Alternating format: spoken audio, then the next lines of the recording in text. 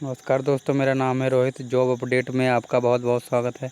Job update में आज हम देखेंगे एनटीए के बारे में। नेशनल टेस्टिंग एजेंसी जो कि नीट और जेई का एग्ज़ाम करवाने जा रही है, उसके महानिदेशक जो हैं विनीत जोशी, उनका क्या कहना है और कैसी तैयारियां हुई हैं एग्ज़ाम सेंटर को लेकर। चलिए सीधा उनसे डायरेक्ट बातचीत करते हैं। क्या कह रहे हैं वो, उनसे सुनते हैं।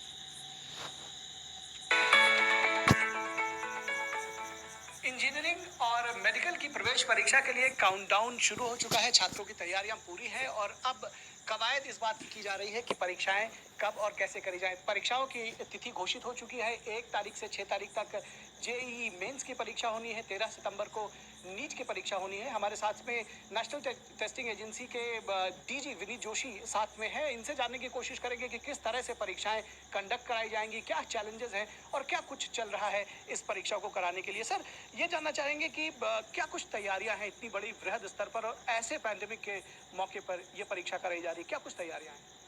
जी, जैसे कि आपको पता है कि ये 2 परीक्षाएँ ऑल इंडिया स्तर की अखिल भारतीय लेवल की परीक्षाएँ हैं। इसमें जेईई की परीक्षा में 8.58 बच्चे बैठ रहे हैं, जेईई मेंस की परीक्षा में, और नीट यूजी की परीक्षा में 15.97 लाख बच्चे बैठ रहे हैं।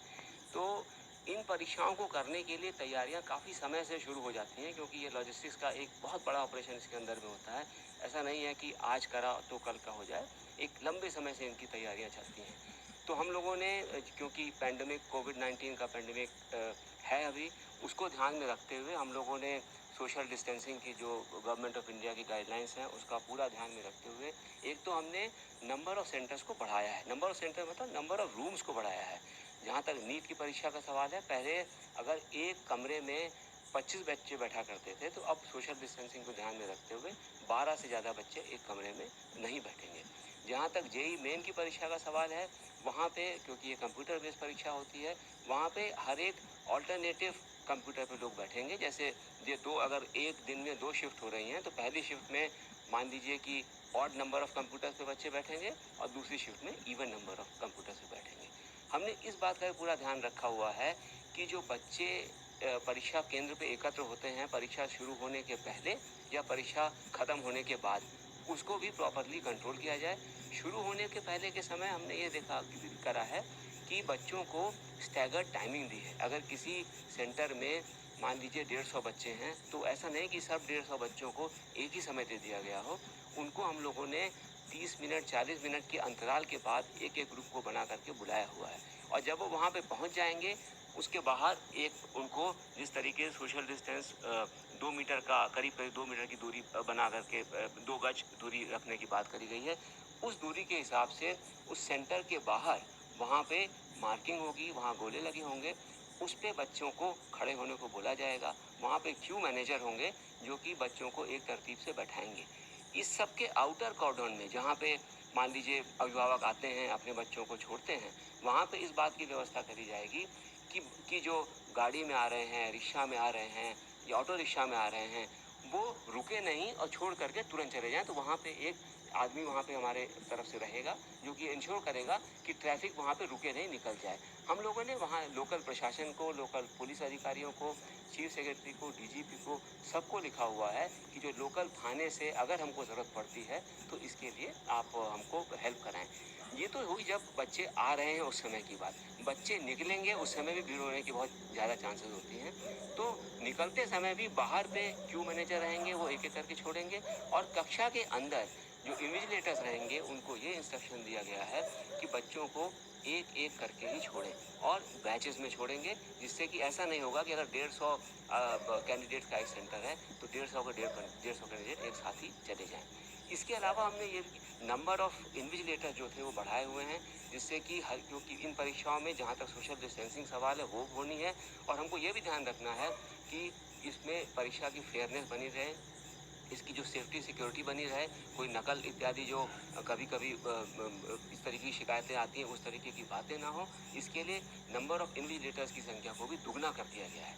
अगर पहले मान लीजिए 12 बच्चों पे 25 बच्चों पे 2 इन्विजिलेटर हुआ करते थे, तो अब 12 बच्चों पे 2 इन्विजिलेटर होंगे, क्योंकि एक तरफ हम सोशल डिस्टेंसिंग का ध्यान रख रहे हैं, दूसरी तरफ से हम लोग यह भी ध्यान रख रहे हैं कि इस परीक्षा की जो एक प्रामाणिकता है, इसकी जो सीक्रेसी है, इसकी जो सेफ्टी है, वो पूरी बनी रहे। जी, बिल्कुल। सर, जब बात सोशल डिस्टेंसिंग की होती है और ये होता है कि इस परीक्षा को इस महामारी के दौरान कंडक्ट कराना, बहुत सारे एप्रीहेंशंस लोगों के मन में है और ख़ासतौर पर अभिभावकों के मन में है कि उनके बच्चे सुरक्षित हैं या नहीं सुरक्षित हैं। तो ये जो आपने बताया, जैसे बाहर की जो भीड़ रहती है या जो रूम्स के अंदर का जो सोशल डिस्टेंसिंग है, वहाँ पे सिस्टम्स यूज़ होंगे, उनको कैसे सैनिटाइज कराएंगे, ये सब सुनिश्चित करने के लिए एक प्रश्न और भी उठता है कि जो वहाँ के जो भी लोकल बॉडीज़ हैं या जो स्थानीय प्रशासन है, उनके साथ में कोऑर्डिनेट करना, उनका पूरा सहयोग मिलना, ये कितना अपने आप में चैलेंज है और किस तरह से कर पाएंगे इसको? कि देखिए, जैसे जहाँ तक नीट की परीक्षा का सवाल है, हमारे 3,846 सेंटर हैं पूरे भारतवर्ष के अंदर में। 3,846 सेंटर्स हैं। जहाँ तक जेई मेन की परीक्षा का सवाल है, क्योंकि यह मल्टीपल शिफ्ट में हो रही है, इसमें बहुत ज़्यादा पारियाँ हैं, 10 पारियों में हो रही है, वहाँ पे एक पारी में 615 सेंटर हैं। अब इन सेंटर्स में जो लोकल कोऑर्डिनेशन की बात आती है, हम लोगों ने अपने लोकल स्तर पे, जैसे नीट की परीक्षा 155 शहरों में हो रही है, जेई मेन की परीक्षा 234 शहरों में हो रही है। इन शहरों में कैंडिडेट की संख्या के अनुसार अगर ज़्यादा कैंडिडेट हैं तो एक से ज़्यादा, अदरवाइज एक सिटी कोऑर्डिनेटर बनाया है। वो सिटी कोऑर्डिनेटर की ये रिस्पॉन्सिबिलिटी है कि जितने भी सेंटर उस सिटी में हैं, उन सेंटर्स के साथ में वो एक तालमेल बैठाए, ये इंश्योर करे कि वो सेंटर काम कर रहे हैं, और उनका जो वहाँ पे तालमेल लोकल प्रशासन से है, लोकल पुलिस अधिकारियों से है, लोकल थाने से है, उसकी भी बड़ी इंपॉर्टेंस होती है। सर, ये पैंडेमिक के टाइम में स्कूल्स वगैरह बंद हैं, तो उन सेंटर्स को तैयार करना भी अपने आप में एक बड़ा चैलेंज है कि उसको एक्टिवेट करना, क्योंकि अभी तो छुट्टियां हैं एक तरह से। जी, हम लोग पिछले 15-20 दिनों से लगातार संवाद में हैं। हम लोगों ने जो डिटेल्ड गाइडलाइंस बनाई हैं, एसओ स्टैंडर्ड ऑपरेटिंग प्रोसीजर्स बनाए हैं, उनके बारे में हम लोग लगातार अपने सिटी कोऑर्डिनेटर्स को, सेंटर सुपरिटेंडेंट्स को, ऑब्जर्वर्स को ट्रेन कर रहे हैं कि किस तरीके से इन गाइडलाइंस को वहाँ पर पे इम्प्लीमेंट किया जाए, जिससे कि बच्चों को किसी भी तरीके की असुविधा ना हो, उनको एक बहुत अच्छा इन्वायरमेंट मिले एग्ज़ाम सेंटर के अंदर। अब जबकि ये इस बात को घोषित कर दिया गया है कि परीक्षाएं होंगी, बिल्कुल होंगी, और सुप्रीम कोर्ट ने भी कह दिया है कि परीक्षाएं होंगी, छात्रों की तरफ से कितना आप या ओवरऑल अभिभावकों की तरफ से कितना समर्थन आप देख रहे हैं, क्योंकि एडमिट कार्ड्स आपने जारी किए होंगे, क्या वो सारे एडमिट कार्ड्स जारी किए गए, कितने लोगों ने रिसीव किए, उसके विषय में भी थोड़ी जानकारी। देखिए, जहाँ तक बच्चों का हमारे पास रिप्रेजेंटेशन आने का सवाल है, हमारे पास 2 तरीके के रिप्रेजेंटेशंस आ रहे हैं, वो चाहे नीट की परीक्षा हो, चाहे जेईई की परीक्षा हो। कुछ अभिभावक और बच्चे हैं जो कि चाहते हैं कि ये परीक्षाएं फिर से स्थगित हो जाएं। कुछ अभिभावक और स्टूडेंट्स हैं, छात्र हैं, जो कि चाहते हैं कि ये परीक्षाएं स्थगित ना हो और ये समय पर ही करी जाएं। आपको यह जानकारी होगी कि यह परीक्षाएं सबसे पहले जेईई की परीक्षा अप्रैल में होनी थी और नीट की मई में होनी थी। उसके बाद छात्रों के ही कहने पर उन लोगों ने इस बात पे को बड़ी तेज़ी से रखा था कि इन परीक्षाओं को एक बार पुनः पोस्टपोन किया जाए। तो इनको पोस्टपोन करा गया था। इसको जुलाई के समय में करना था। फिर जुलाई में जब करने का समय आया, तो उस समय फिर से छात्रों की ये हमारे पास में मांग आई कि इसको फिर से पोस्टपोन करें, तो उसको पोस्टपोन करके अब ये सितंबर, तो एक तरीके से ये पोस्टपोन परीक्षा फिर से होने जा रही है, जो कि 2 बार पोस्टपोन हो चुकी है। अब क्योंकि दोनों तरीके के छात्र हमारे पास में आ रहे हैं, तो और जो अभी हम अकादमिक सत्र की बात करें तो काफ़ी लेट हो चुका है, ऑलरेडी काफ़ी लेट हो चुका है। तो हम लोग ये चाहते हैं कि ये इम्तहान हो जाए, हम लोग अपनी तरफ से पूरी तरीके से तैयार हैं। और जहाँ तक स्टैंडर्ड ऑपरेटिंग प्रोसीजर्स को इम्प्लीमेंट करने की बात है, वो अगर हम लोगों ने व्यवस्थाएं करी हैं वो, और जो बच्चे हैं, क्योंकि हमने बच्चों को भी एडवाइजरी इशू करी है, और बच्चे अगर उन एडवाइजरी को पालन करेंगे तो मुझे नहीं लगता किसी भी तरीके की समस्या होगी। आपने एडमिट कार्ड की बात करी, अगर मैं जेईई मेन की बात करूं तो हमारे 8.58 लाख अभ्यर्थी हैं जेईई मेन की परीक्षा में। उसमें से 7.38 लाख बच्चों ने अपना एडमिट कार्ड डाउनलोड कर लिया है, जो कभी करीब 85% होता है। और नीट का हमने एडमिट कार्ड आज शुरू किया, अभी 12 बजे शुरू किया, अभी 2:30 बज रहे हैं। इन 2.5 घंटों के अंदर में 4,30,000 बच्चे अपना एडमिट कार्ड ऑलरेडी डाउनलोड कर चुके हैं। तो इसको देख करके तो मुझे ये लगता है कि बच्चे चाह रहे हैं, ज़्यादा बच्चे चाह रहे हैं इम्तहान देना। तो अगर जो बच्चे चाहते हैं वो अगर हमारी जो गाइडलाइंस हैं उनका पालन करेंगे, जैसा भी हमने लिखा उनका पालन करेंगे, और वो गाइडलाइन ये नहीं है कि हमने बना दी, मैंने बना दी। वो गाइडलाइंस विशेषज्ञों ने बनाई हुई हैं जो कि इस फील्ड में काम कर चुके हैं, कि जिनको पता है, जो कि अभी करेंटली बड़े रेलेवेंट लोग हैं, इस फील्ड में काम कर चुके हैं, उन लोगों ने गाइडलाइन बनाई हैं। तो हमको उनके ऊपर पूरा भरोसा है कि जो गाइडलाइंस बनी हैं वो गिवन सर्कमस्टांसेस में एक बच्चे के लिए अच्छा इन्वायरमेंट करेंगी। तो एनटीए अपनी तरफ से अपने एसओपीज़ को पूरी तरीके से, अच्छी तरीके से लागू करेगा। अभिभावकों और अभ्यर्थियों से भी यह अपेक्षा है और अनुरोध है कि उनको जो भी एडवाइजरी दी गई है, जो उनसे अपेक्षित है, उसके अनुसार वो आएँ और वो परीक्षा को अच्छी तरीके से दें। एक एप्रीहेंशन या एक मन में जो बात आती है, खासतौर पर पेरेंट्स भी कई बार सोचते हैं कि जैसे कई इलाके हॉटस्पॉट हैं जहाँ से बच्चे आने हैं, या ट्रांसपोर्टेशन का कई बार लोगों के मन में शक होता है कि कैसे ट्रांसपोर्ट करेंगे। इन चीज़ों को लेकर भी क्या कुछ सोचा गया है कि किस तरह से आ पाएंगे बच्चे, या अगर कुछ छूट जाते हैं तो उसके लिए भी क्या कोई व्यवस्था है? कुछ इस तरह की चीज़ें हैं जो पैंडेमिक की वजह से अगर छूट जाती हैं। देखिए, अभी तो यह परीक्षाएँ होनी हैं, ये सारे विचार हम परीक्षाओं को होने के बाद उस समय देखना चाहेंगे। लेकिन जहाँ तक परीक्षाओं में जाने का सवाल है, वो एमएचए की गाइडलाइंस के अनुसार, जो एमएचआरडी ने अपने गाइडलाइंस और इंस्ट्रक्शन निकाले थे, उसके अनुसार जो बच्चों के एडमिट कार्ड्स हैं, वो अगर कहीं भी कोई ये कंटेनमेंट ज़ोन सडनली डिक्लेयर होता है लोकल प्रशासन के द्वारा, तो वो उनके एडमिट कार्ड उनके लिए पास का काम करेंगे। जहाँ तक हमारे जो फंक्शनरीज़ हैं, एग्ज़ाम फंक्शनरीज़ हैं, उनको जब पहुँचना होगा उस जगह, क्योंकि दोनों का पहुँचना ज़रूरी है इम्तहान कराने के लिए, उनको पहुँचने के लिए जो उनका अपॉइंटमेंट लेटर इशू किया गया होगा, वो उनके लिए पास का काम करेगा आइडेंटिटी कार्ड के साथ में।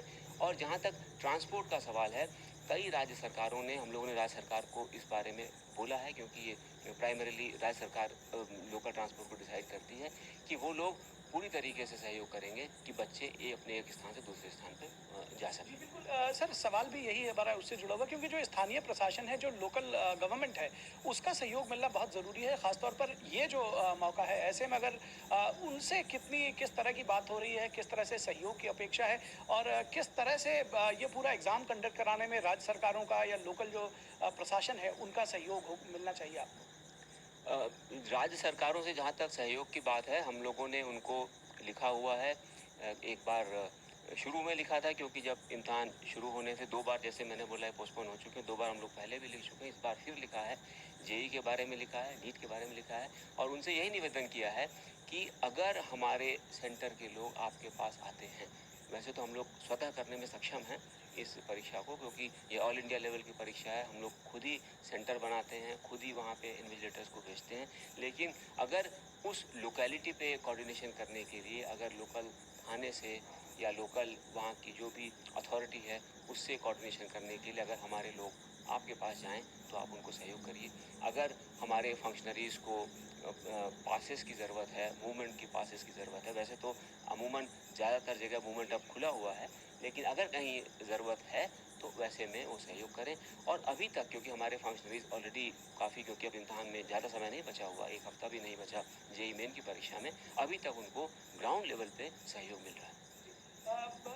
इतनी बड़ी परीक्षा हो रही है सर, बहुत सारे जिसको कहते हैं, और ये एक बिल्कुल नया नया एनवायरनमेंट है, नया तरीका है, और नया चैलेंज भी हुआ आप लोगों के लिए कि इसको कंडक्ट कराना। क्या कुछ सोचते हैं कि कितनी बड़ी चुनौती है ये करवा लेना, और क्या क्या चुनौतियां हैं आप जिसको एक मेंशन करना चाहेंगे? क्या कुछ दिमाग में चल रहा है इसको लेकर? जी, देखिए, ये चुनौती बड़ी है, क्योंकि कोविड-19 एक बड़ी महामारी है, और इस महामारी में लेकिन हम सभी का जो योगदान बनता है, हम सभी से जो अपेक्षित है, वो हम सभी को करना चाहिए।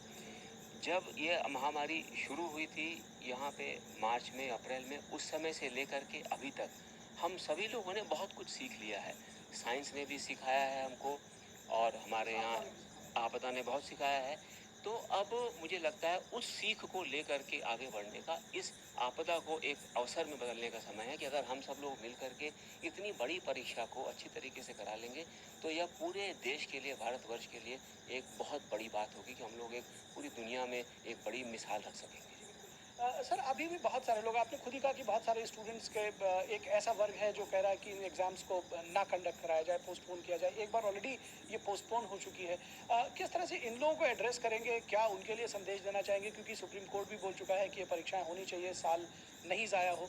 क्या कहना चाहेंगे? देखिए, वहाँ पे 2 चीज़ें हैं जिसके कारण, एक तो उनको शायद इस चीज़ पे विश्वास नहीं हो पा रहा है कि जो स्टैंडर्ड ऑपरेटिंग प्रोसीजर्स हैं वो इम्प्लीमेंट ठीक तरीके से होंगे। तो जहाँ तक इस पे विश्वास नहीं होने की बात है, वहाँ पे मैं दो चीज़ें कहना चाहूँगा। एक तो प्रत्येक सेंटर में, क्योंकि नंबर ऑफ सेंटर्स बड़े हैं, तो प्रत्येक सेंटर में अगर पिछले बार में जितने भी बच्चे जाते थे उससे कहीं कम बच्चे इस बार जा रहे हैं, तो जो नंबर और जो बच्चों की संख्या, एक सेंटर में जाने वाले बच्चे, उनकी संख्या को कम किया गया है। उनको मैनेज करने के लिए जो पहले वहाँ पे इन्विजिलेटर और बाकी मैन पावर होती थी, उसको बढ़ाया गया है। तो अगर एक संख्या कम हुई है, एक संख्या बढ़ी है, वो इसी को ध्यान में रख के करी है कि वो मैनेजमेंट बेहतर होगा।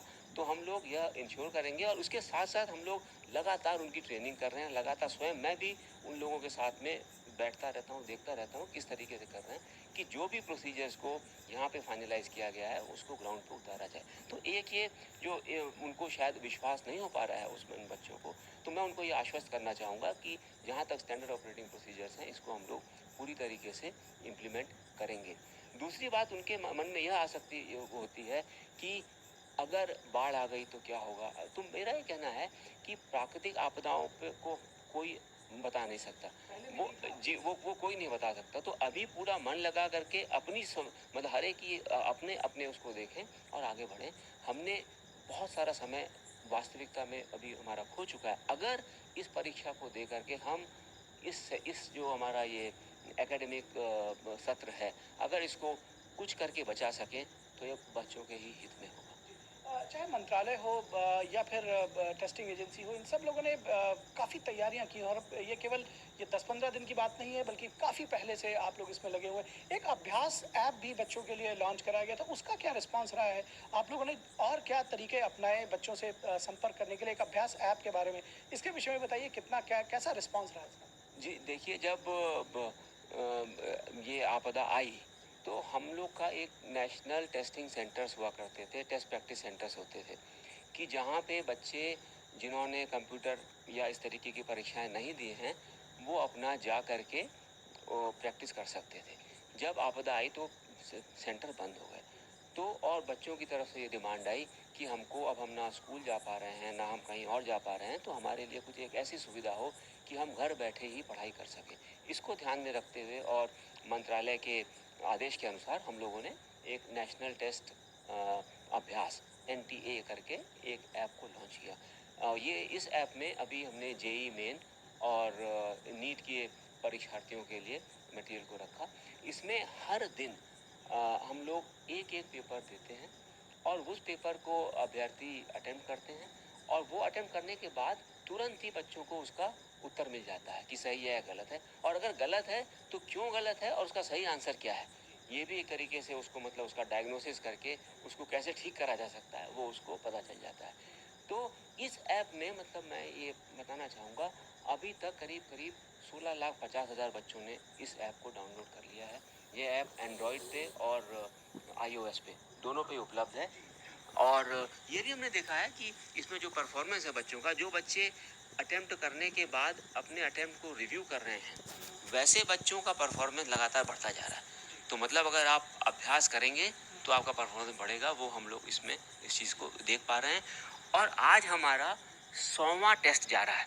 हमने जब 19 मई को शुरू किया था तब से लेकर के प्रतिदिन एक एक कर रहे हैं, तो आज आपसे बात हो रही है, यह आज 100वां टेस्ट है जो कि हम बच्चों को देने जा रहे हैं। ये भी आप एक अच्छी एक कम से माइलस्टोन पहुंचने की बात हुई। सर, आपने बताया 16 लाख से ज़्यादा बच्चों को ये ऐप दिए जा चुके हैं। मतलब उन्होंने डाउनलोड किया है। कितने टोटल परीक्षार्थी हैं इस बार, और पिछले साल की अपेक्षा क्या कुछ उनकी मतलब बढ़े या घटे हैं, ये जानना चाह रहे हैं? और टोटल जो परीक्षा केंद्र हैं, जैसे आपने बताया कि कमरों की संख्या बढ़ाई गई है, परीक्षा केंद्र, उनकी कितनी परीक्षा केंद्र हैं, किस तरह से उनको बड़ा और व्यापक बनाने की कोशिश की गई है इस पैंडेमिक को देखते हुए? जी, जैसे मैंने कहा कि पहले नीट की परीक्षा में एक कक्ष के अंदर में 25 बच्चे हुआ करते थे। अब सोशल डिस्टेंसिंग के नॉर्म्स को ध्यान में रखते हुए ये डिसाइड हुआ है कि उन एक कक्ष के अंदर में 12 बच्चों से ज़्यादा बच्चे नहीं रहेंगे। तो अगर 12 बच्चे रहेंगे तो कक्ष की संख्या को बढ़ाना पड़ेगा, दुगना करना पड़ेगा। कुछ परीक्षा केंद्रों पे कक्ष उपलब्ध थे, कुछ परीक्षा केंद्रों पे कक्ष उपलब्ध नहीं थे।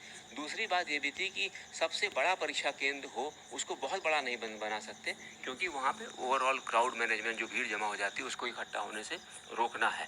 तो इन इन चीज़ों को ध्यान में रखते हुए, जो जैसे 2546 सेंटर अगर नीट में हुआ करते थे पिछले साल 2019 की मई की परीक्षा में, तो इस बार वो 3842 सेंटर्स हैं जो हमने नीट में करे हुए हैं। उसी तरीके से जेई मेन में वहाँ पे क्योंकि कंप्यूटर की परीक्षा होती है, हर कंप्यूटर में बच्चे बैठा करते हैं और करीब एक कंप्यूटर दूसरे कंप्यूटर के बीच की दूरी करीब 1 मीटर होती है।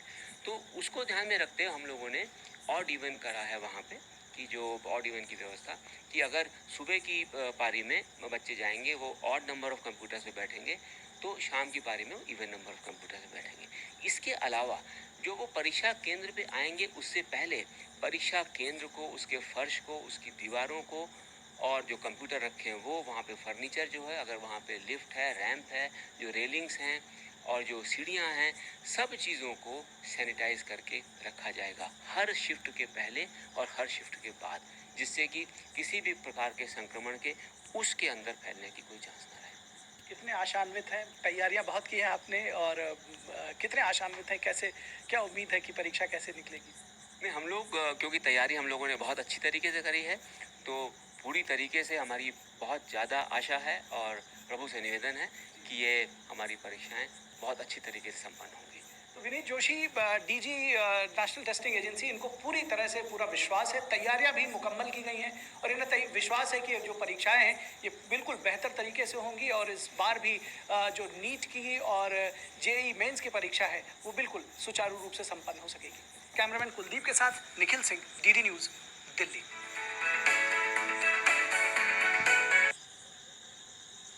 इसी तरह की वीडियो के लिए फ्रेंड हमारा चैनल लाइक कीजिए, शेयर कीजिए और सब्सक्राइब कीजिए। वीडियो देखने के लिए बहुत बहुत धन्यवाद। आपको इस वीडियो में पता लग गया होगा कि जो राष्ट्रीय परीक्षा एजेंसी के महानिदेशक हैं डॉक्टर विनीत जोशी, उन्होंने क्या जवाब दिया, और सब आपको पूरा हाल पता लग गया होगा।